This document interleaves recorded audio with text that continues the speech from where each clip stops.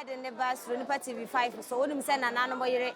edusa bredia na chese eye nanano mosom na medi akire abosom nyina na moyele ne menene yedi akire mu agona formas yedi beduru ha endra anwumre no na ene